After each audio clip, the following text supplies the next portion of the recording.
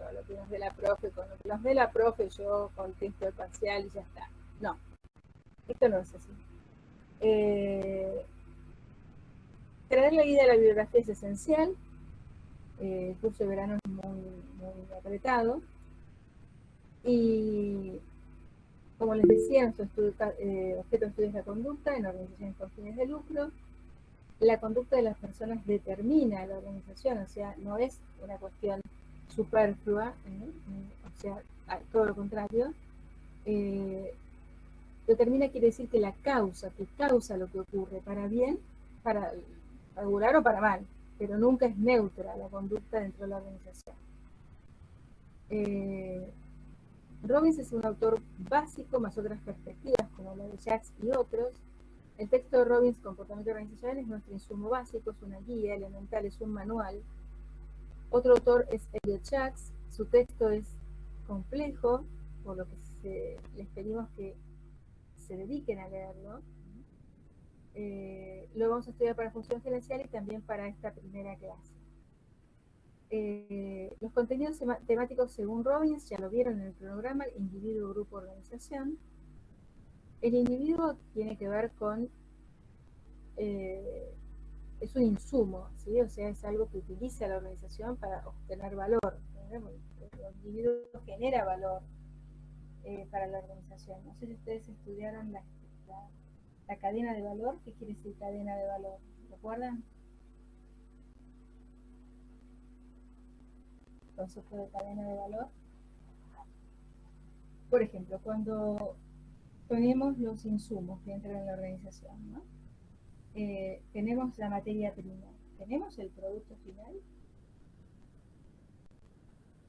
No, no está el producto final, está la materia prima, falta la elaboración. Exacto. Y la producción.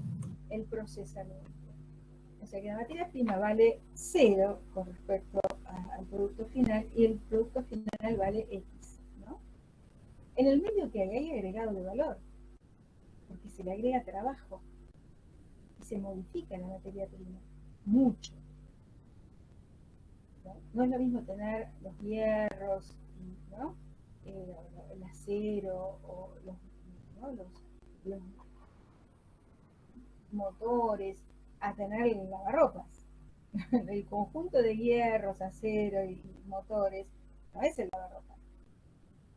El lavarropas es el producto final. Entonces la cadena de valor tiene que ver con el trabajo que se le añade a la materia prima para obtener el producto final. Y en los servicios pasa lo mismo. Entonces, el individuo hace la diferencia.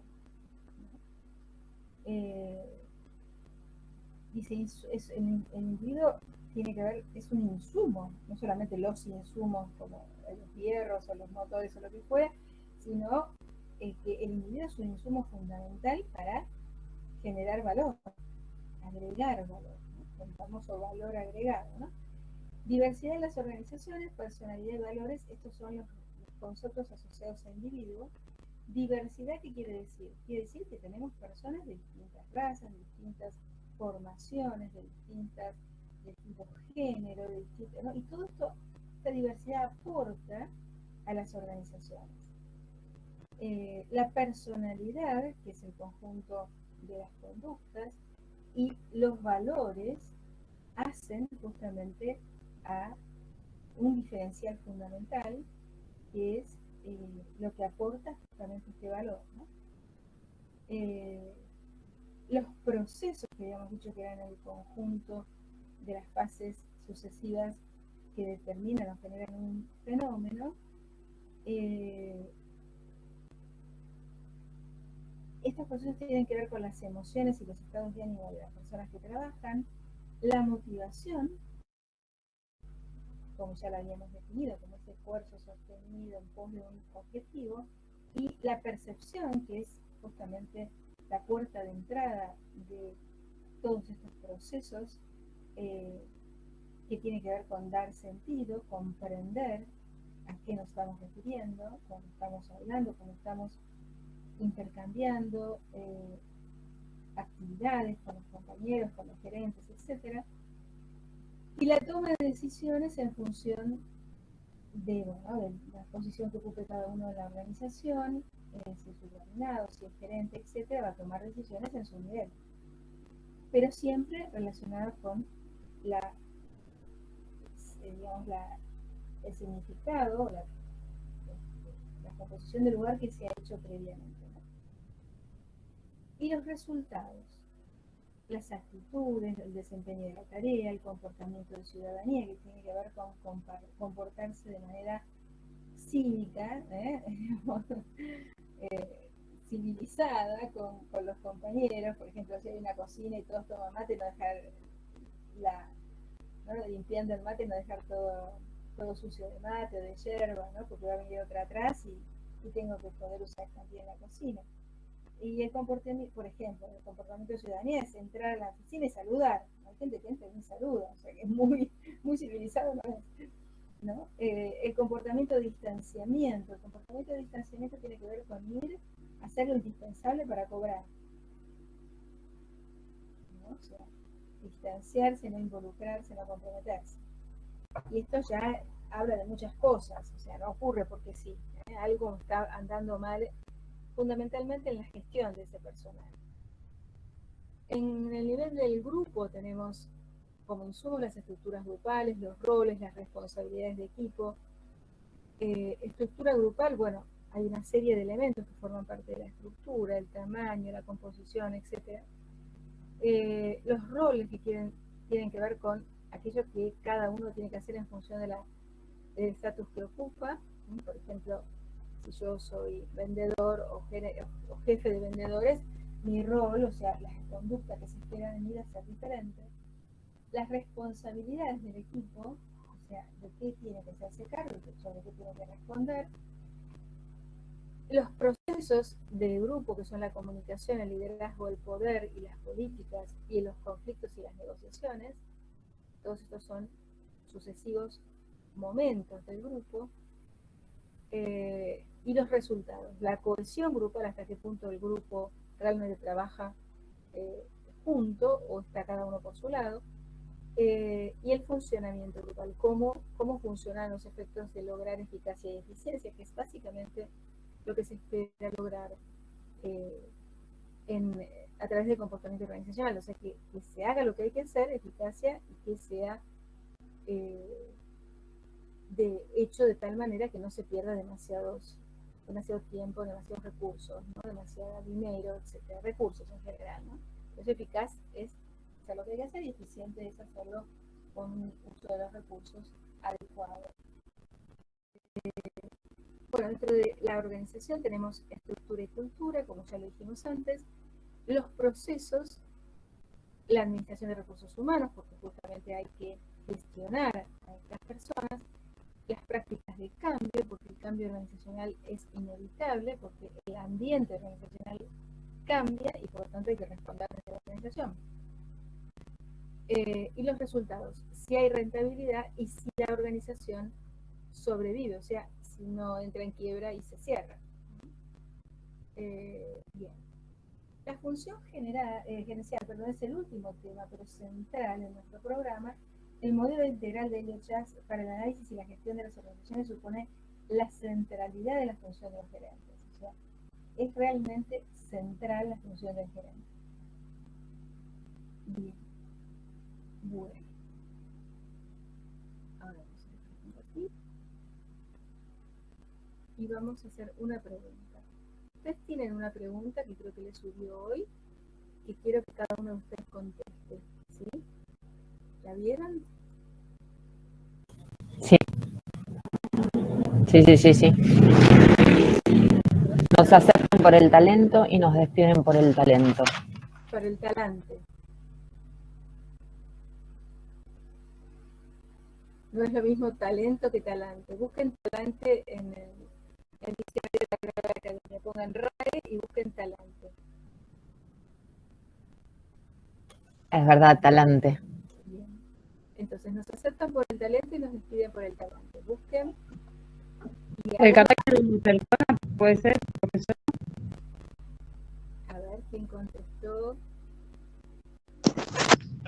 Según lo que dice acá, profe, es la manera que tenemos nosotros por hacer las cosas. Bien, bueno, entonces, contesten en función de lo que estuvimos viendo hasta ahora. Vamos a tomar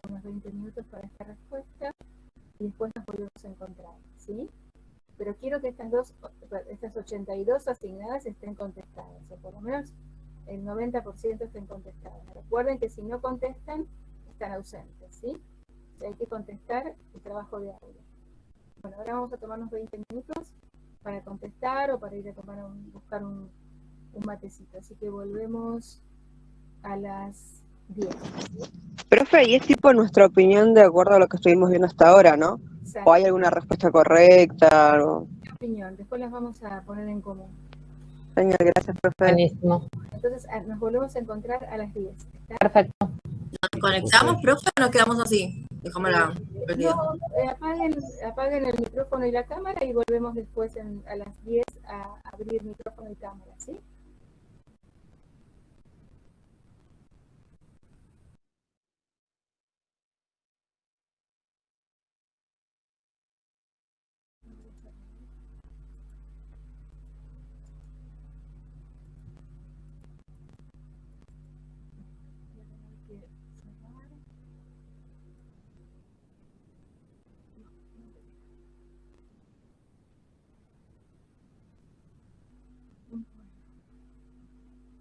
Disculpe, no voy a tener que cerrar acá porque no me está dejando abrir.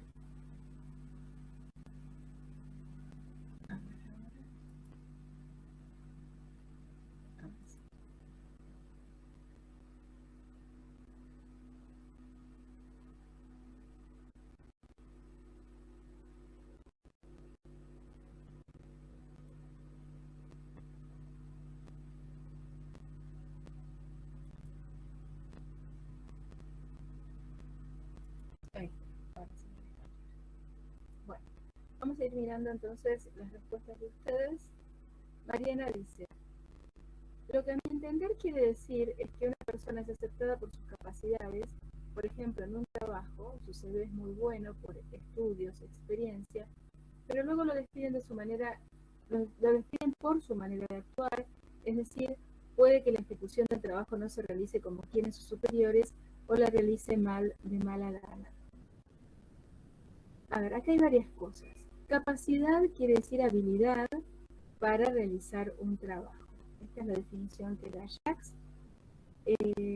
Pero no solamente la capacidad es lo que importa, la habilidad para realizarlo, sino que la predisposición para estar trabajando con otros y hacer equipo es una predisposición fundamental.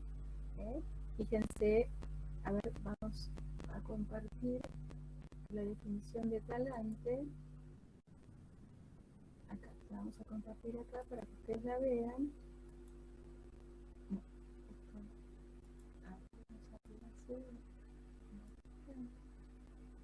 Acá. La Real Academia dice, ¿lo están viendo? Dice, talante. ¿No lo ven? Sí. Ok. Talante dice modo, o sea, modalidad o manera de ejecutar algo, semblante o disposición personal, estado o calidad de algo, voluntad, deseo, gusto. O sea, antes hablábamos de un concepto de Robbins que es distanciamiento, ¿no? Las personas que van a trabajar y dicen yo hago mi trabajo, no me meto con nadie y me voy a mi casa. O sea, eso es distanciamiento, ¿no? Claramente es distanciamiento y eso quiere decir que no me involucro, no tengo voluntad, no tengo deseo, no tengo gusto, como dice acá Talante, ¿no? Y claramente puedo tener capacidades, puedo tener un título, incluso puedo tener muchos títulos, muchos cursos, muchas especializaciones o lo que fuera, pero mi modalidad, el modo, la manera de hacerlo, resulta desagradable, resulta poco,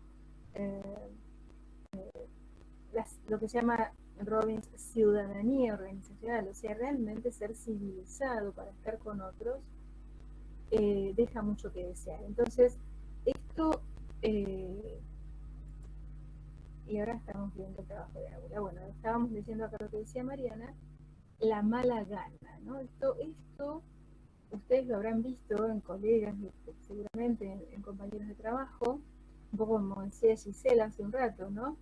Hay gente que no tiene motivación y que todo es ¿no? Y si no dice porque queda mal, está a punto de decirlo, digamos, ¿no? Esta mala disposición. Y la verdad es que muchas veces ocurre que al lograr el trabajo estamos muy predispuestos, nos alegramos, porque probablemente sea el trabajo que deseamos siempre, o estamos en un momento de mucha dificultad económica y nos viene muy bien ese trabajo, pero esto dura poco, ¿no? Es decir, el compromiso dura poco. Y también ahora vamos a ver un pequeño material de una conferencia del doctor Nefa, donde también tiene que ver con cómo nos traten a nosotros en la organización. O sea, se dan cuenta que hay distintos factores que forman parte de este proceso de sentirse bien trabajando o de sentirse mal trabajando, aunque uno tenga capacidades para hacerlo. ¿Sí? ¿Alguien iba a decir algo? ¿O abrieron el micrófono? No, yo quería preguntar algo, profesora. ¿Me escucha? ¿Sí? Yo vi la pregunta y no entendí cómo contestarla. Nos aceptan por talento, nos despiden por talante. Ahora que le está explicando, voy entendiendo, pero sigo sin entender lo que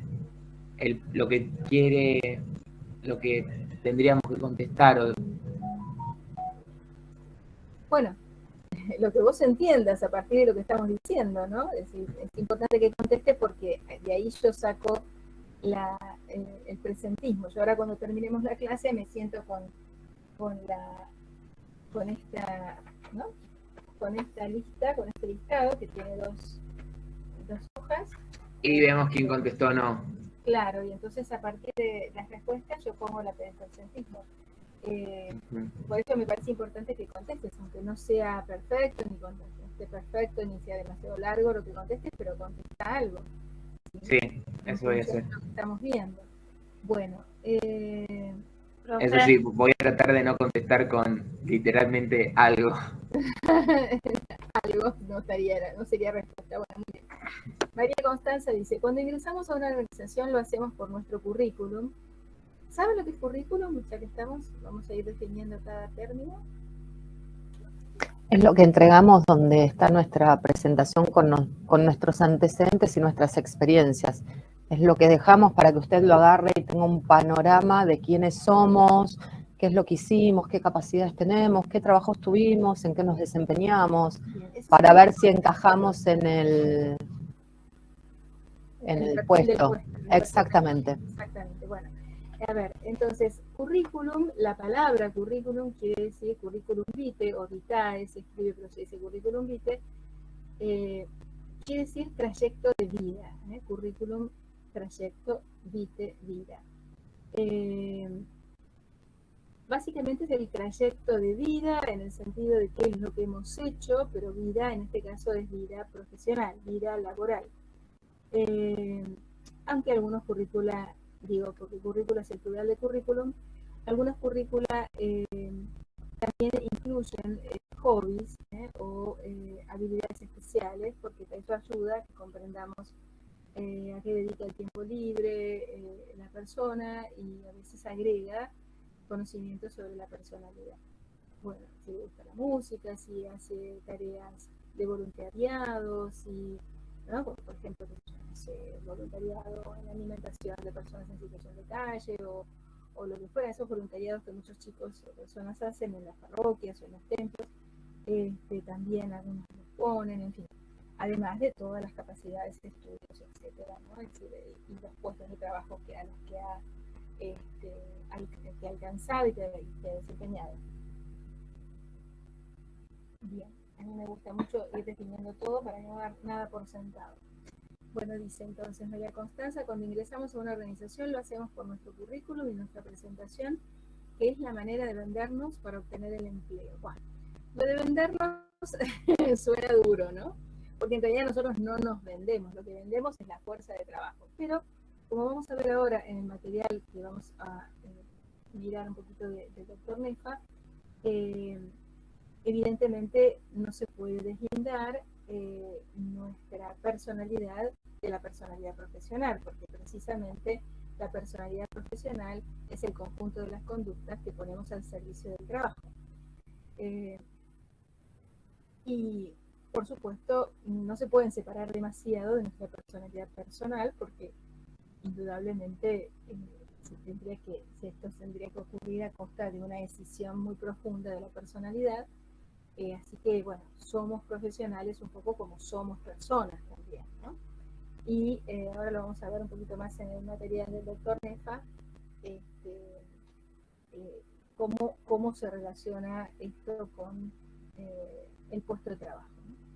y la ideología puesta al servicio del análisis del puesto de trabajo. Bueno, dice, vendernos, luego con el tiempo uno demuestra si estaba a la altura del puesto. Esto es así porque hay toda una adaptación al puesto y se adaptó a la cultura de la organización y al grupo de trabajo. De ser así estaríamos bien encaminados. Otras veces con el correr del tiempo lo que mostramos en la entrevista previa a conseguir el trabajo no es lo que reflejamos en lo cotidiano en nuestro ambiente laboral. Y esto puede ocurrir por muchos motivos. Puede ser porque imaginábamos que el trabajo iba a ser otra cosa, imaginábamos que el clima laboral iba a ser otra cosa, imaginábamos que la calidad de nuestra supervisión de la supervisión que recibimos por parte de nuestro jefe iba a ser otra cosa. Entonces, entrar a una organización es un momento, pero adaptarse o no adaptarse es otro momento, ¿no? De lo que llamamos incorporación, ¿no? Bueno, después vamos a ver con más detalle todo lo que tiene que ver con el proceso que tiene que llevar a cabo el gerente con nosotros cuando ingresamos en la organización, pero ahora no lo vamos a ver a eso. Bueno, todo el proceso de inducciones, eso después lo vamos a ver. Podemos ser excelentes, dice María Constanza, con nuestro desempeño, pero si no nos adaptamos al grupo o no aceptamos la cultura organizacional, no encajamos en el rompecabezas de la organización, por lo cual nuestras acciones y comportamientos nos pueden llegar a dejar fuera de juego. Efectivamente, muy bien. Analia dice, en mi opinión sería que en alguna empresa te puedan contratar por tu talento o por tu trayectoria, pero si no tenés una buena disposición para trabajar o no te desarrollas de la manera que corresponde o trabajas sin ganas, no les servirías a la hora de trabajar en conjunto, por ende te despiden. Sí, básicamente es esto, pero lo que a mí me importa con el análisis de esta pequeña frase, que tiene mucho jugo, es que a veces ocurre que cuando tomamos una posición y esa posición está por debajo de nuestras capacidades, nos sentimos mal, pero vamos a ver después con Jacques, nos sentimos mal y queremos actuar como el puesto no nos permite actuar. Quizás hayan visto en alguna experiencia laboral que una persona compite con su jefe. ¿Por qué? Porque considera ella que tiene capacidades que el jefe no tiene, y entonces se le planta al jefe, ¿no? O a la jefa. Y esto es una actitud que claramente no es adaptativa. Porque si yo estoy por debajo de mis posibilidades, lo que intento es ver, ya sea en esa empresa o en otra, si puedo encontrar un puesto que esté a la altura de mis posibilidades, pero de ahí a ponerme a discutir, ¿no? Por cuestiones ya sea profesionales o personales incluso, con mi jefe, ¿no? Me puede dejar fuera de juego. Realmente creo un poco con esta expresión que utilizó María Constanza, nos puede llegar a dejar fuera de juego efectivamente. Gabriela dice, lo que quiere decir la afirmación es que se toma a una persona por sus aptitudes, por las aptitudes que posee, su conocimiento, sus estudios, sus virtudes, entre otras cuestiones, pero también se tiene en cuenta la disposición que tiene para hacer determinada cosa, la motivación con la que se mueve y cómo lo realiza.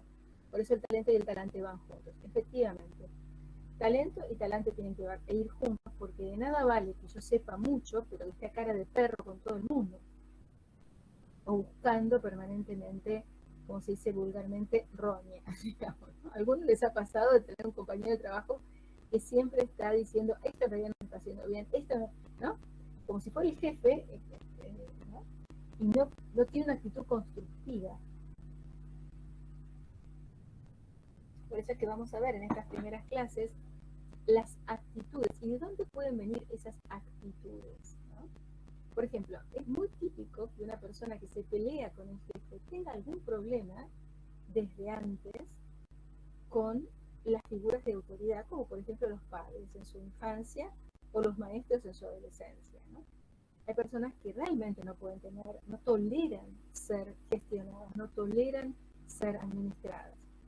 Ellos quieren hacer lo que quieren hacer, ese tipo de personalidad que después vamos a llamar como narcisística, ¿no? Soy yo, primero yo, último yo, y se queda tiempo yo, ¿no? Y no tomo en consideración a los demás. Hola, ¿alguien tiene alguna idea de lo que estoy hablando o tuvo alguna experiencia? Yo no, profe, pero mi papá sí. O sea, era como que eran del mismo puesto de trabajo los dos eran chefs, o sea, cocineros, y la chica como que se pensaba que era el dueño, siempre trataba mal a todos, y por lo general nadie duraba en ese trabajo, por el tema no por el dueño, sino por el que la chica se creía superior a los demás, incluso pasaba sobre el dueño. Pero, ¿qué pasa? El dueño no quería deshacerse de la chica porque tenía mucho conocimiento y decía que para lo que pagaba no iba a conseguir a una persona que le ofrezca el mismo trabajo. Entonces prefería perder a las demás personas y quedarse con ella que en vez de despedirla a ella. No sé si me explico. Sí, eso es una toma de decisiones que tiene un efecto sobre la eficacia y la eficiencia grupal, porque el hilo se corta por lo más delgado, ¿no? Es decir, esta persona privilegia tener a alguien conflictivo y que todos los demás tengan que sufrir las consecuencias o literalmente irse. Es una toma de decisiones riesgosa, porque finalmente puede traer mucho descenso en la eficacia y en la eficiencia, muy mal clima laboral, y bueno, por eso digo que el que toma las decisiones tiene que mirar no solo por los individuos, sino también por el grupo o el equipo de trabajo, ¿no? Sabrina, ¿habías levantado la mano, dice acá? Hola. Sabrina, ¿habías levantado la mano?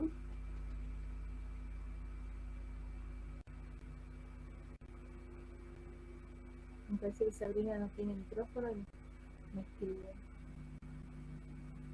Bueno, Sabrina acá dice es chocante. No sé a qué se refiere Sabrina diciendo es chocante, pero bueno, vamos a continuar.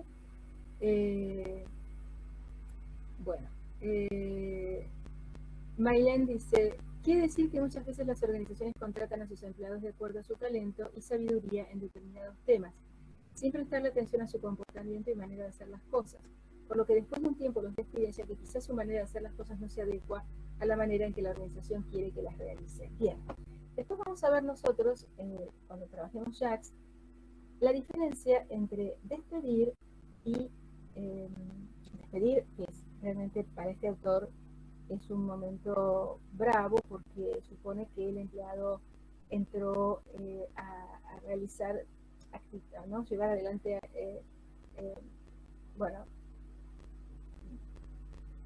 tareas en contra de la organización o ha tomado actitudes insultantes o violentas, ¿no es cierto? O ha robado, en fin, el despido para este autor, Elliot Jaques, pasa por ahí, ¿no? Pero él tiene otro concepto que se llama desafectación, o sea, desafectar quiere decir quitar a esa persona de esa posición y ponerla en otra, ¿no? Eso tiene toda una fundamentación que después vamos a ver, la diferencia entre desafectación y despido en este autor, pero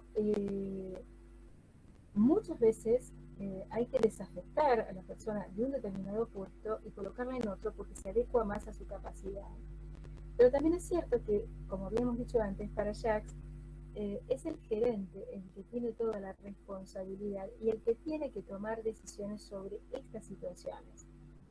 O sea, cuando alguien ocupa un puesto es porque ese puesto, que ocupara esa persona, ese subordinado, ese puesto, alguien lo decidió. no es responsabilidad del empleado ocupar ese puesto. Alguien decidió que esté ahí y ese alguien se tiene que hacer cargo. Si es que la persona no se está pudiendo desempeñar adecuadamente, si es que la persona no está pudiendo rendir adecuadamente. Después vamos a ver cómo se hace esto, pero sepan que la responsabilidad es del gerente. Alguien decidió que esa persona esté ocupando ese puesto. Y si no se está adecuando, Profesor, bueno, sí, perdón.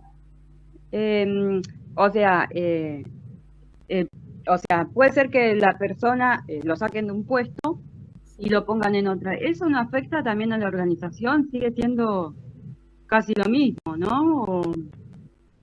No, no necesariamente, porque el perfil del puesto se adecua al perfil del candidato y el perfil del candidato se tiene que adecuar al perfil del puesto. Hay personas que ingresaron en un puesto que no se adecua a ellos y eso fue un error de selección, de reclutamiento y selección, porque hay un paso previo que es el reclutamiento y selección del personal. Esto, Profe, no sé si ustedes vieron reclutamiento y selección en la organización de estructuras o lo van sí, a ver. ¿Lo vieron, reclutamiento y selección? sí, sí, sí. Bueno, Le hago entonces, una consulta, profesora, con respecto a lo que preguntó mi compañera. Uno lo pueden desafectar porque el puesto no se adecua y uno no se adecua al puesto. Pero cuando se trata de la personalidad que no se adecua al ambiente laboral, lo desafectás de un puesto, lo afectás en otro y va a seguir teniendo problemas de conducta. Problemas de conducta no a rebeldía, sino que lo que usted dijo, hago mi trabajo, me levanto y me voy. No, o sea, no se adapta ni a la cultura ni al grupo laboral. En ese caso sí no quedaría otro que el despedir. Porque uno puede probar con diferentes puestos, pero si la postura está en uno que no acepta el resto, sigue siendo un desequilibrio para la organización. exactamente lo que tiene que hacer en ese caso el gerente, después lo vamos a ver con ejemplos. Yo les voy a ir subiendo algunos casitos, algunos ejemplos para que vayan mirando, porque bueno, no lo podemos ver todo en clase, así que lo tienen que trabajar ustedes. Y después lo charlamos cuando nos vemos la próxima.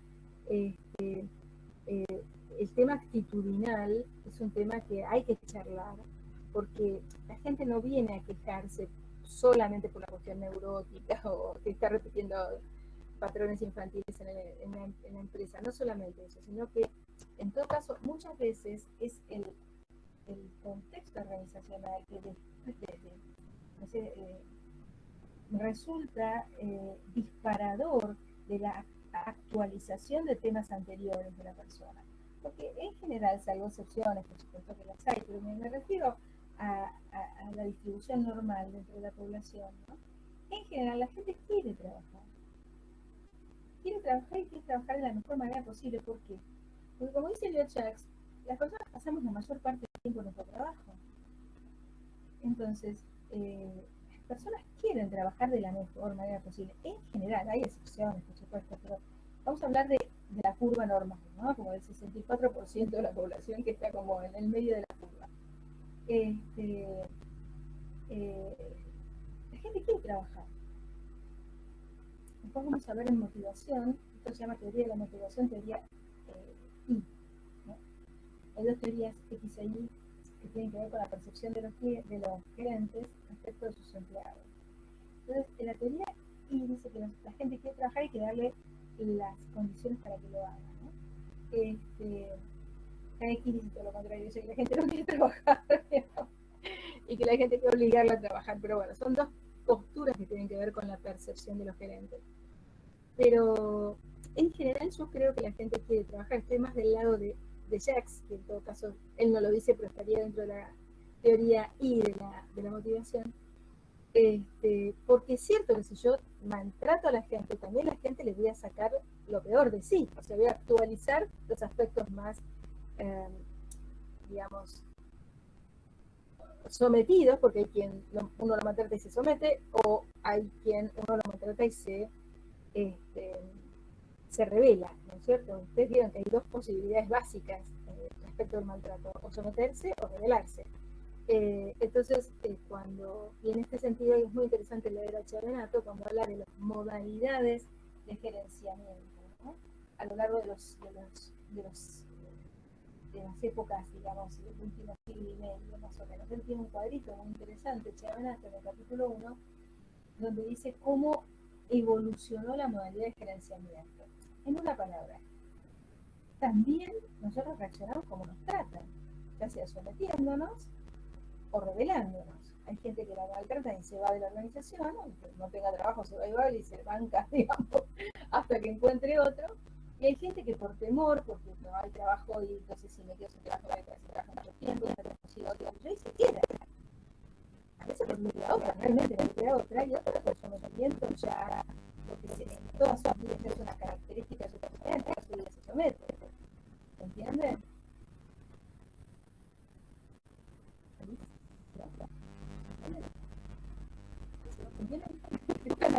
Sí, profe, Sí, profe, sí, sí, estamos acá, estamos acá. Judith dice, en mi opinión, quiere decir que se acerca a una persona por la formación académica que tiene y la describe porque no sirve tener solamente el conocimiento y no tener la motivación o disposición para realizar algo. Y efectivamente muchas veces pasa eso. Pasa que la persona se alegra mucho conseguir el trabajo, pero se hincha, diría mismo. No es un consejo bien académico, pero cuando se desmotiva. Pero esto no ocurre solamente por cuestiones personales, ocurre siempre en interacción. Algo que vamos a ver a la clase que viene es que toda conducta se entiende en situación. Y hay lugares de trabajo que son verdaderamente tóxicos. Y no me refiero solamente a que haya vapores tóxicos en el ambiente porque no hay extractores o que haya gente muy mala, maltratada, no, me refiero a que se puede ver todo eso junto o peor. Un jefe que va todos los días de mal humor, porque tiene mal genio todos los días y trata mal a la gente porque tiene mal genio. Porque él es así. Exacto, y no piensa cambiar, ¿no? Le parece que así debe ser. Por eso me parece muy interesante que lean el capítulo 1 donde precisamente habla de los estilos de gerenciamiento. En un cuadrito que puedo agarrar, a ver ya.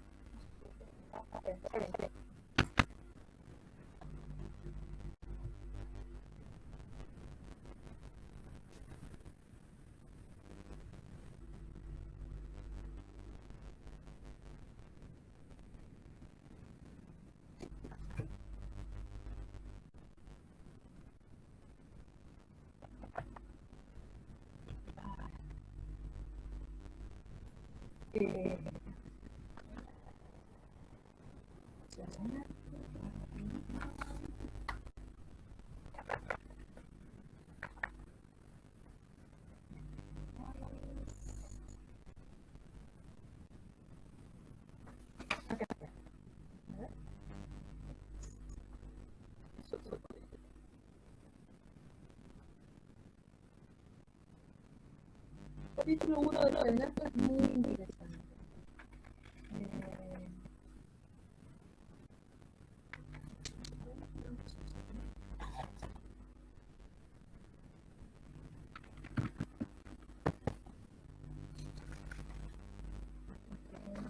Acá está. Cuadro 1.2. Las 3 etapas de la organización en el curso del siglo XX. Y lo tienen en la página, no sé si ustedes ahora tiene el material, en la página 38 del módulo 1, 14 de Chavenata. Miren, ¿están viendo? Estoy mostrando el módulo, ¿están viendo? Sí, sí, sí. Okay. Sí, profesor. Bueno, entonces en este cuadrito, ¿no? Donde aparece dice El estudio organizacional, la cultura, el ambiente, el modo de tratar a las personas y la denominación. entonces aquí tienen cómo cambiaron entre 1900 y post 1990 toda esta manera de manejar personas, ¿no? A lo largo de las distintas etapas, incluso ideológicas que hay, ¿no? Fíjense, por ejemplo, acá dice teoría y centrada en el estudio de cultura, énfasis en el campo de la innovación, valora el conocimiento y la creatividad. Ya más adelante, cómo se considera los seres humanos como seres manejan proactivos de estados de inteligencia y habilidades que deben ser desarrolladas, cómo se considera el ambiente cambiable, imprevisible y turbulento, cambios grandes e intensos, cómo es la relación fluida y flexible, totalmente descentralizada, mantiene redes interfuncionales, todo esto después de 1990, ¿no? O sea, cómo fue cambiando. En 1900 a 1950 tenemos funcional, burocrática, rígida, centralizada, piramidal, inflexible, énfasis en los órganos. Básicamente la economía la teoría es que la gente no quiere trabajar, hay que obligarla. ¿No? Bueno, es un cuadrito muy interesante, me parece a mí, pues leanlo, trabajenlo. Pero es interesante ver cómo ha cambiado, ¿no?, la definición de lo que es gestionar personas a lo largo del tiempo. Lucas dice, esta misma intenta explicar que nos aceptan por nuestros conocimientos y experiencias previas y el potencial que estas mismas nos dan para resolver las tareas que se nos envían. Al momento de despedirnos van a tener en cuenta el empeño con el cual resolvemos las tareas, la convivencia con el grupo, entre otros motivos, pero siempre relacionado con la actitud o el esfuerzo que utilizamos para resolver las diferentes tareas. Bueno, no está muy bien redactado, pero como se sabe que referirte con esta misma, creo que te referís a la frase, ¿no? Y después usas estas mismas luego refiriendo que las experiencias previas del potencial. O sea, hay que poner un poquito la redacción, pero la idea no es la mala. Dice, lo que quiere decir, acá Ariana dice, lo que quiere decir la siguiente afirmación, bueno, la anterior afirmación sería, es que por más que la persona sea talentosa, si no consigue realizarse profesionalmente y no sabe cómo utilizarlo o hacer el trabajo, lo debería. Sí, pero es más que no saber hacer el trabajo. Es la modalidad, la disposición, ¿no? Y todo esto remite, la clase remite a un concepto que van a ver en el capítulo 1 de Robbins, que es ciudadanía organizacional. O sea, ser un buen ciudadano organizacional, ser civilizado. Porque muchas personas van a pelearse al trabajo. Traen de casa toda la pelea. No pueden discriminar, no pueden ubicarse, ¿no? O al revés, van a proyectar en el trabajo todo aquello que le gustaría realizar y no se lo permiten en casa, ¿no? Es decir, es el típico caso de las personas que van a buscar relaciones sexuales al trabajo, ¿no? Que por supuesto el trabajo no es el lugar donde relacionarse sexualmente, pero bueno, hay muchas personas que utilizan el trabajo como para, ¿no?, buscar pareja, en el sentido que no buscan una pareja, buscan muchas parejas en el trabajo, por ejemplo, ¿no? En fin, todas esas instrumentaciones digamos, de la situación que no son adecuadas, ¿no? Porque la situación laboral no es un lugar para ir a buscar trabajo. Puede generarse una pareja y casarse, sí, eventualmente puede ocurrir, pero la verdad es que el lugar de trabajo no es un lugar para buscar pareja. Hay otras situaciones sociales para buscar pareja, ¿no? En sentido estricto no lo es, hay que trabajar, digamos. Pero bueno, muchas veces nos desubicamos. María Dolores dice, por una organización se acepta asegurarse con estas habilidades y estas actitudes que potencian o coinciden con las tareas a realizar en la misma, ¿no? Pero cuando nos despiden y vinculan, la organización es producto de la forma en que realizamos dichas tareas. Es decir, uno puede poseer la destreza, pero no llevarla a cabo de manera correcta. Exactamente, la manera adecuada, adecuada quiere decir para eso, ¿no? Adecuada. Es fundamental la manera adecuada, ¿no? La siguiente afirmación, o la anterior afirmación, dice Brian, hace referencia a que por más talento que un individuo tenga, si su forma de ser o de actuar no son buenas para una empresa, es un individuo que no aporta nada bueno para una organización. Esto podría ser por el ambiente que se genera alrededor suyo, que puede llegar a desmotivar, estresar a otras personas o a la hora de resolver conflictos. Básicamente está muy bien, Brian. Ahora, esto no solamente es del individuo a la organización, sino y viceversa, de la organización al individuo. Porque la organización hay que ver cómo responde a esta falencia, digamos, del individuo, y lo ubica, se la pone en su lugar, se le da un tipo de orientación como para que se dé cuenta de cuáles son sus falencias, y si esa persona lo acepta o no lo acepta, porque no se olviden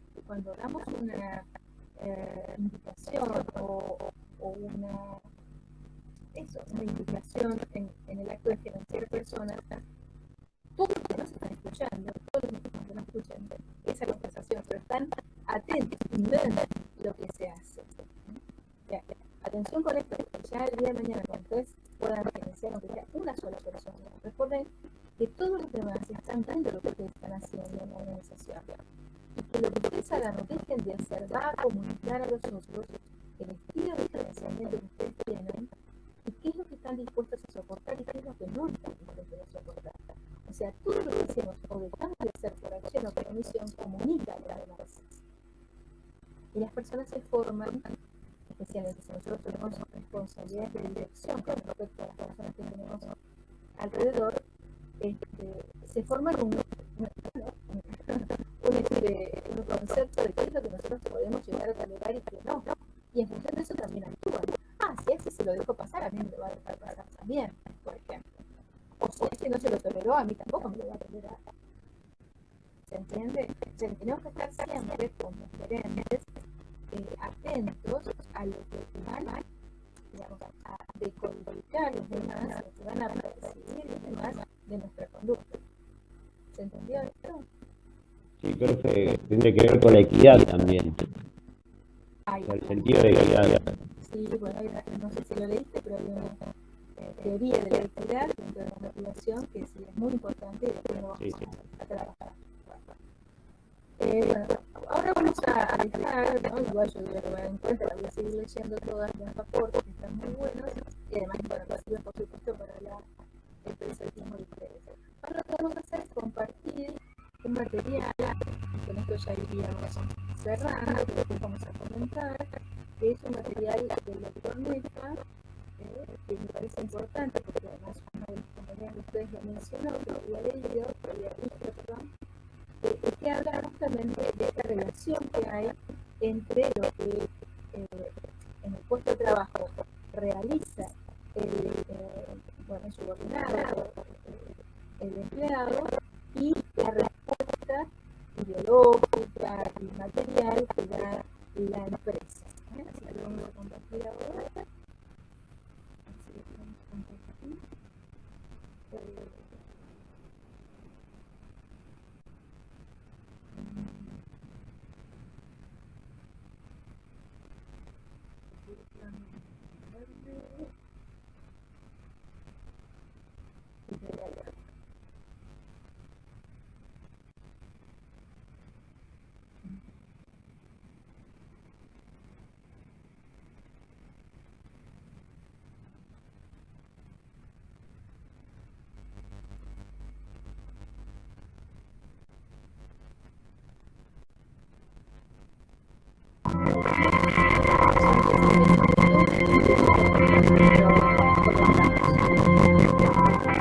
Aquellos que hicieron un sacrificio hoy para venir hasta acá, atravesando la lluvia y el tránsito, seguramente han valorado la participación de los colegas de la mesa. Yo quisiera decir algunas palabras antes de pedirle tal vez a algunas de las compañeras que están acá y que escribieron para ese número, si no quieren hacer uso de la palabra, para darnos sus reflexiones.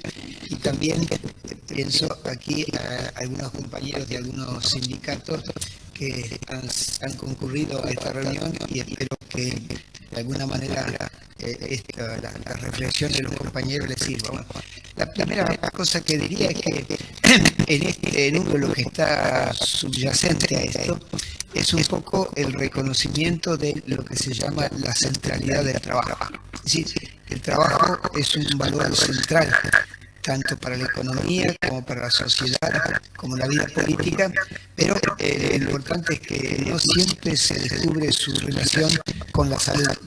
Y es importante esto porque la concepción tradicional, un poco en materia de condiciones y medio ambiente de trabajo, no reconoce al trabajador como un sujeto, es decir, que no solamente tiene un cuerpo, de alguna manera que está sometido a gestos, a posturas, y tiene que hacer un esfuerzo en su puesto de trabajo, sino que en el hecho de trabajar, en el acto de trabajar, moviliza lo que es más propiamente humano, lo que nos distingue de los animales y de las plantas, es básicamente nuestras dimensiones psíquicas y mentales, pero que no son reconocidas ni siquiera en los convenios colectivos de trabajo o en los estatutos profesionales, porque básicamente la descripción del puesto de trabajo pareciera que el trabajador es un autómata o un robot. Y el trabajo es central por su creatividad, ¿Nos podría apagar el porque genera micrófono? solidaridad Por favor. ¿Se puede apagar el micrófono, por favor? porque Nos hace eco. Su micrófono nos hace eco y escuchamos doble.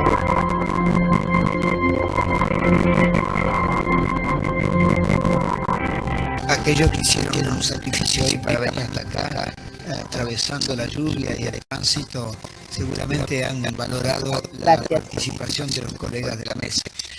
Yo quisiera decir algunas palabras antes de pedirle tal vez a algunos de los compañeros que están acá y que escribieron para ese número, si no quieren hacer uso de la palabra, para darnos sus reflexiones. Y también pienso aquí a algunos compañeros de algunos sindicatos que han concurrido a esta reunión y espero que de alguna manera las reflexiones de los compañeros les sirva. Bueno, la primera cosa que diría es que en este número lo que está subyacente a esto es un poco el reconocimiento de lo que se llama la centralidad del trabajo. Es decir, el trabajo es un valor central tanto para la economía como para la sociedad, como la vida política, pero lo importante es que no siempre se descubre su relación con la salud. Y es importante esto porque la concepción tradicional, un poco en materia de condiciones y medio ambiente de trabajo, no reconoce al trabajador como un sujeto, es decir, que no solamente tiene un cuerpo, de alguna manera que está sometido a gestos y posturas y tiene que hacer un esfuerzo en su puesto de trabajo, sino que en el hecho de trabajar, en el acto de trabajar, moviliza lo que es más propiamente humano, lo que nos distingue de los animales y de las plantas, es básicamente nuestras dimensiones psíquicas y mentales, pero que no son reconocidas ni siquiera en los convenios colectivos de trabajo o en los estatutos profesionales, porque básicamente la descripción del puesto de trabajo pareciera que el trabajador es un autómata o un robot. Y el trabajo es central por su creatividad, básicamente porque genera solidaridad entre los compañeros, porque es, de alguna manera manifiesta el esfuerzo del trabajador para resolver los problemas cuando el trabajo que se ha prescrito no es difícil de ser realizado, entonces el trabajador tiene que hacer un esfuerzo suplementario. Y la otra cosa importante es que redescubrir la relación que tiene el trabajo con la salud, es decir, con la vida. Y eso me parece que es algo que estaba como invisible, porque esa relación no se toma muy en cuenta. Y eso es importante porque, como dirían algunos economistas clásicos, el valor de uso de la fuerza de trabajo es superior a su valor de cambio. Pero en el modo de producción en el cual vivimos, lo que ocurre es básicamente lo diferente. Y el valor central, me parece, para todo esto es el concepto del proceso de trabajo. Y me parece que hasta que estos temas no se estudien a partir del concepto del proceso de trabajo, no vamos a encontrar nunca la causa primera, la causa última de los problemas de salud para los trabajadores. Yo diría que esa concepción tradicional contra la cual nos peleamos desde hace mucho tiempo junto con el doctor Rodríguez justamente, es que incluso en las universidades hay como una especie de desconocimiento del valor del trabajo. Bueno, ustedes piensen que los médicos, después de estudiar 6 años de medicina, no hay una sola materia de medicina del trabajo y que tienen que hacer un curso de posgrado después de 6 años para estudiar el trabajo, lo cual es un absurdo. Y que los que hacen la carrera de ingeniería, los temas del trabajo los miran muy por encima y tienen que hacer un curso de 2 años para devenir en ingenieros laborales y ocuparse de los temas de higiene y seguridad. Y en el caso de nuestra facultad, yo soy alumno de la facultad, y básicamente los cambios de estudios que se hicieron le quitaron la centralidad al trabajo hasta el punto de que una materia central, que es economía del trabajo, es una materia optativa. y obviamente todo está hecho para que los jóvenes estudiantes le den más importancia al mercado de capitales. Obviamente 2 materias sobre la finanza y el tema del trabajo está como escondido. Entonces, ustedes se dan cuenta que el economista que sale de una facultad como esta, todas son más o menos parecidas, básicamente el tema del trabajo es como un costo. Básicamente el trabajo es algo que molesta, es un costo. Bueno, entonces, esto me parece que es muy importante. Y con respecto a lo que se decía hace un rato, yo diría que el estudio, las investigaciones que estamos haciendo y una publicación que va a salir dentro de pronto, pues la tesis central es que el trabajo no es patógeno. Hay un error pensar que el trabajo es causa de lo que enferma son las condiciones en las cuales se ejecuta el trabajo. Pero entonces es una tarea que hay que concientizar de que el trabajo no es patógeno, que el trabajo es una necesidad para los seres humanos. Pero las condiciones en que se desarrolla es lo que genera entonces una enfermedad. El trabajo no es patógeno. Y esto me parece que es importante porque los resultados de la forma en que se organiza el proceso de trabajo va a tener impacto sobre la fatiga, va a provocar sufrimiento a los trabajadores, enfermedades, accidentes de trabajo, va de alguna manera a estar en el origen de una mortalidad diferencial según el tipo de trabajo que se hace, y va a haber un envejecimiento prematuro en cuanto a las condiciones de trabajo son negativas.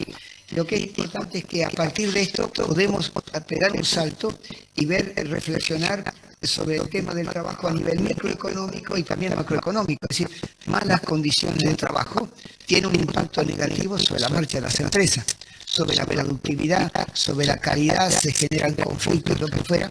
Y a nivel macroeconómico, la falta de prevención es una de las explicaciones de un crecimiento muy fuerte de los presupuestos en materia de salud y de seguridad social.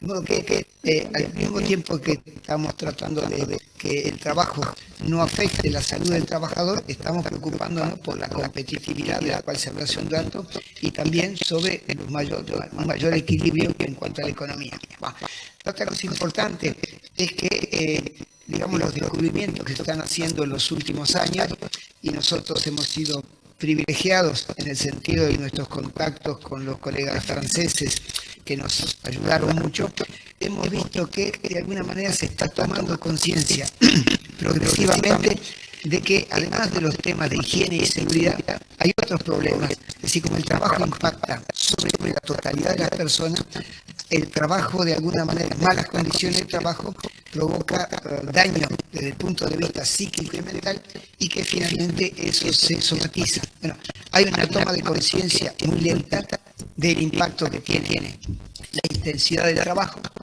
del impacto que tiene trabajar con poca autonomía, es decir, con poca capacidad de control sobre el propio trabajo, cuáles son de alguna manera el impacto que tiene la precariedad y la falta de estabilidad en el empleo, y eso piensen solamente que más del 30% de los asalariados todavía está en negro, que hay además un 7% que están desocupados, un 10% que está subocupado, están los trabajadores de cuenta propia en malas condiciones, están también muchas formas de precarización, como sería el trabajo de los monotributistas o el trabajo de los autónomos, lo que fuera, de modo que si ustedes suman todo eso, básicamente 2/3 de la población económicamente activa está impactada por estos problemas que son de tipo psíquico y social y que de alguna manera se han naturalizado.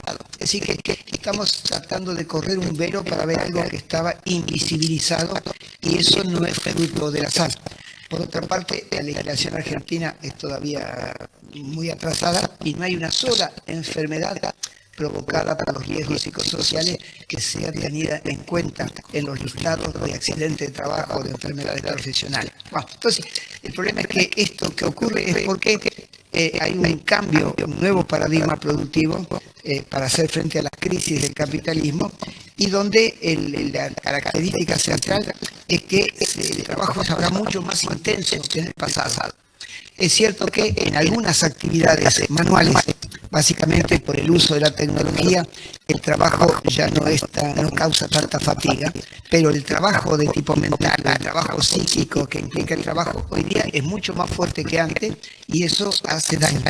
Y está cambiando la relación salarial, es decir que cada vez más el trabajo precario es algo que predomina en todos los países del mundo.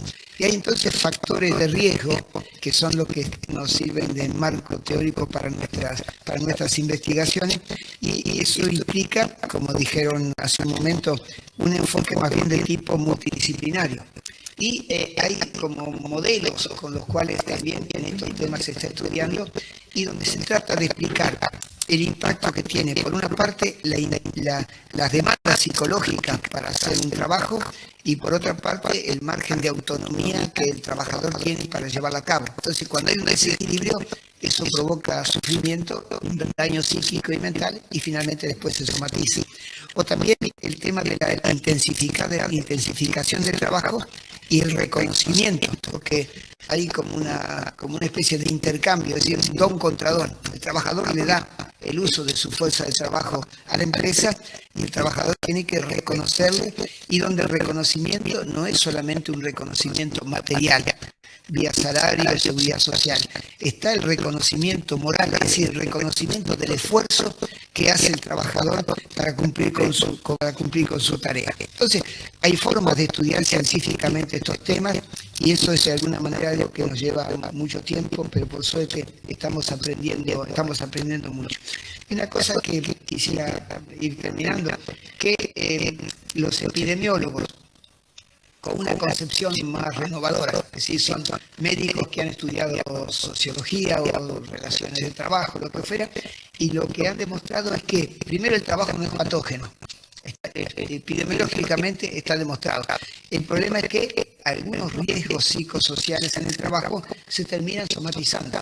Y el descubrimiento que se ha hecho es que muchas de las enfermedades que son las más frecuentes, la causa no es una causa genética, no es una herencia genética, están provocados por los riesgos psicosociales en el trabajo. Bueno, eso de lo cual no se habla porque se ha invisibilizado.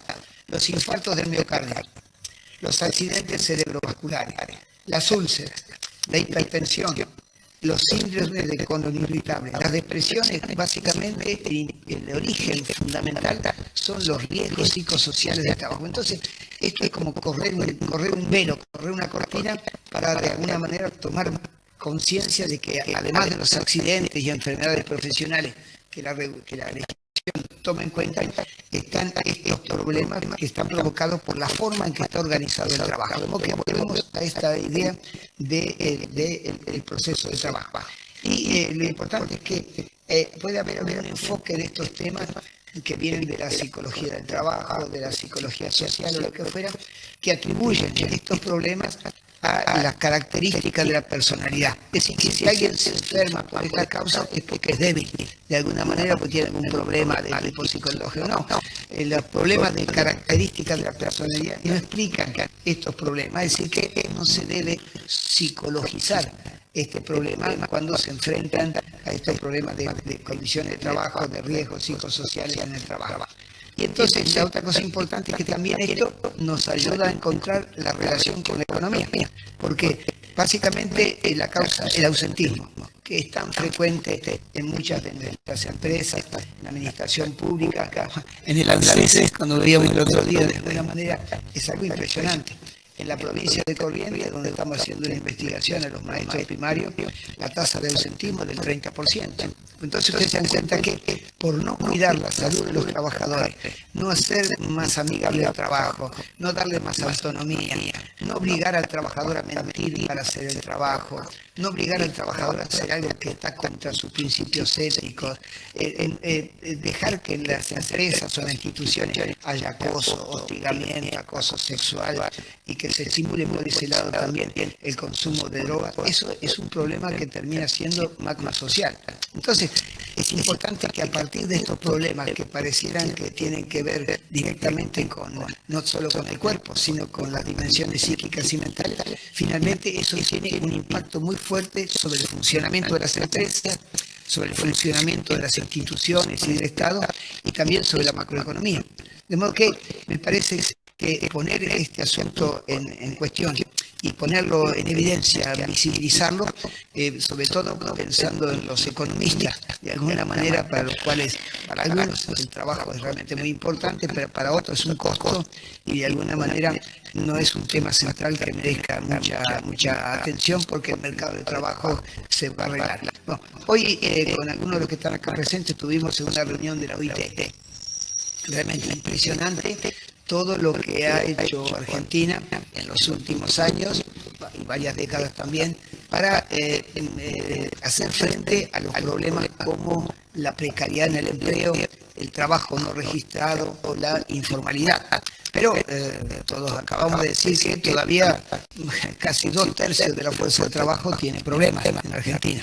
Entonces se mostraron todos los avances hechos y todo el mundo coincidió en que todo esto era muy positivo, pero no hubo una reflexión sobre el tema del impacto del trabajo sobre la salud. Es decir, que si la situación se arreglara, llegáramos al pleno empleo y todos los trabajadores estuvieran registrados, se acabó el partido. Es decir, y a todos los económicos el tema de la salud, del trabajador, quedó, nadie lo vio. Entonces, ustedes se dan cuenta que este problema me parece importante y por eso acepté la invitación acá del profesor Gac de proponer la realización de este número especial del Voces de Fénix, porque me parece que es para introducir un tema que está como invisible. Primero está invisible, segundo se lo individualiza, es decir, no aparece como un problema colectivo, sino que parece un problema individual. Segundo y tercer lugar, que no es un problema psicológico, es un problema de cómo está organizado el proceso de trabajo. Creo que hay que hacer una conversión de la mente para que a este tema se le dé importancia. Y como decían los compañeros, se ha hecho mucho en Argentina, pero también queda mucho por hacer. Como que estas reflexiones me parece que son las que no tenía previsto hacerlo de la sala, pero acá el doctor Gac me puso de este lado, entonces aprovecho de esta oportunidad. Entonces, yo quisiera que tal vez los compañeros que escribieron otra parte de los capítulos o algunos de los dirigentes sindicales que están acá presentes, si quisieran hacernos llegar sus impresiones y de alguna manera que transmitan a sus compañeros en los respectivos sindicatos la importancia que tienen estos temas para la salud y para el funcionamiento de las instituciones, de las empresas y para que de alguna manera la economía esté al servicio del hombre. Básicamente me parece que es lo central. Hasta que no hagamos eso, la economía está al servicio del capital. Y me parece que es un desafío realmente muy grande. Bueno, muchas gracias.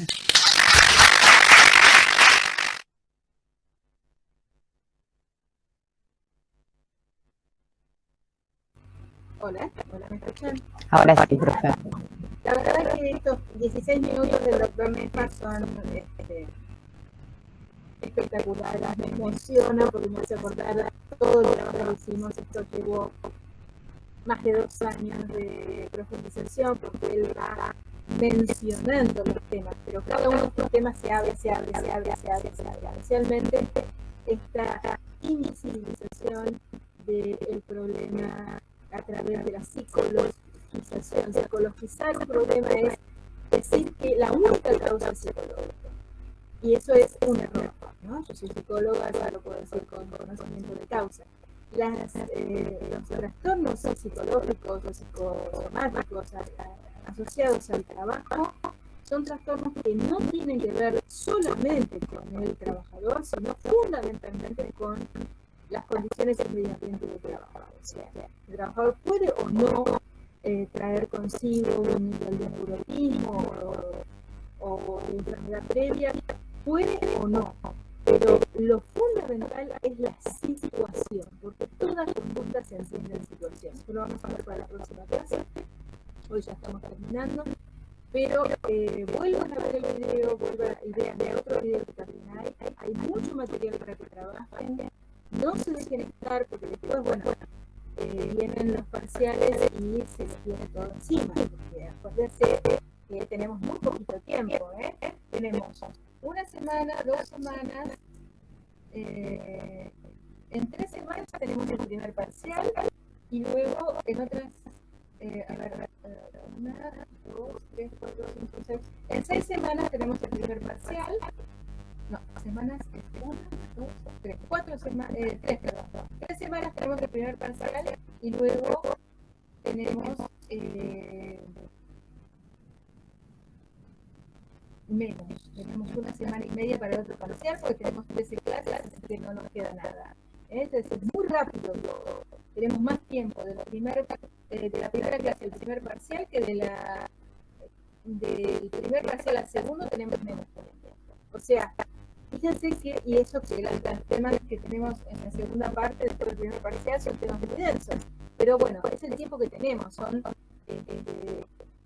7 semanas, considerando la semana del parcial, considerando el otro parcial, considerando el operatorio. Así que tenemos muy poquito tiempo. Y antes teníamos menos, porque recién a partir del año pasado fueron 7 semanas para el curso de verano. Y antes siempre, desde que yo estoy en la cátedra, que hace muchísimos años que estoy en la cátedra, desde el año 2005, la verdad es que teníamos solo 5 semanas para el curso de verano, o sea que todavía menos teníamos. Ahora tenemos un poquito más. Pero bueno, no se dejen estar, no hagan el gran arrojar la mochila de una clase para la otra. Y bueno, las dudas recuerden que siempre se van a responder en clase, no se responden dudas salvo que sea una urgencia durante el tiempo que no estamos en clase, ¿sí? Nosotros no podemos estar todo el tiempo contestando dudas ni contestando mails, ¿está? Así que bueno, dudas, preguntas. Hola, profe. Con respecto al material que está subido en el Classroom, ¿cómo es eso? ¿Ya está todo toda la materia completa o lo que subió es todo lo que sería de hoy? Eso es lo que estoy un poco perdida. Ahora, cuando terminemos, además de pasar los presentes, yo lo que voy a hacer es subir para la próxima clase. Ya voy a programar para que esté subiendo. Yo lo programo y después sube en determinadas fechas, porque no me voy a tosigar, digamos, con una cantidad de cosas subidas todo el tiempo. Yo les voy subiendo, pongamos para la mitad de la semana, para la próxima clase, les voy subiendo la práctica. Pero además tienen todo el material de los módulos, o sea, tienen que trabajar con lo que está subido al plano y con el módulo, los módulos, ¿sí? Porque tienen que empezar no solamente por el primer módulo, también por el segundo, porque en el segundo está Jax. Ya Jax tienen que empezar a leer desde la primera clase porque les aseguro que es difícil. O sea, cuando uno se anota en el curso de verano, es porque quiere avanzar, pero el curso de verano es súper exigente. Entonces no se duerman, ¿sí? Empiecen a leer hoy, trabajen mañana, nos volvemos a ver el jueves, y durante el fin de semana también trabajen. O sea, traten de todos los días 3-4 horas hacer lectura. Si no hacen 3-4 horas de lectura todos los días, no llegan al parcial. Se acumula y llega un momento que ya pasa lo de siempre, dejan porque dicen, no llego. ¿Sí? Pues traten de aprovechar como para que esta oportunidad les permite realmente hacer una materia menos, tener una materia menos. ¿Tá? Bueno, los voy dejando ahora. Recuperamos, hoy trabajamos como muy intensamente, recuperamos la próxima, quizás algunos conceptos que pueden haber quedado hoy sin ver muy en profundidad. Antes de terminar quería decirles que bueno, fíjense que el doctor Nepa es sociólogo y economista, estaba hablando de economistas y sociólogos, estaba hablando, si no recuerdo mal, en la UMED, de la Universidad del Trabajo, porque ahí estaba el ex ministro Trota, no sé si lo vieron, en un extremo de la mesa estaba el ex ministro Trota, que está en la UMED, en la Universidad del Trabajo, y creo que este video debe tener unos 4 o 5 años. Y fíjense cómo él le importa muchísimo los aspectos psicológicos, psicosociales, porque tiene un texto que se llama las ciencias psicosociales del trabajo. Cada vez trabajamos de manera más interdisciplinaria, cada vez más. Yo soy psicóloga, soy especialista en relaciones laborales, justamente me formé con él. Y bueno, permanentemente estamos poniendo los conocimientos psicológicos, sociológicos, antropológicos al servicio de los temas de las relaciones laborales. Así que bueno, como decía el profesor Restrepo, cada vez la actividad profesional es más interdisciplinar. Es un concepto también muy importante tener en cuenta. El doctor Restrepo trabajó muchos años en París, trabajó muchos años en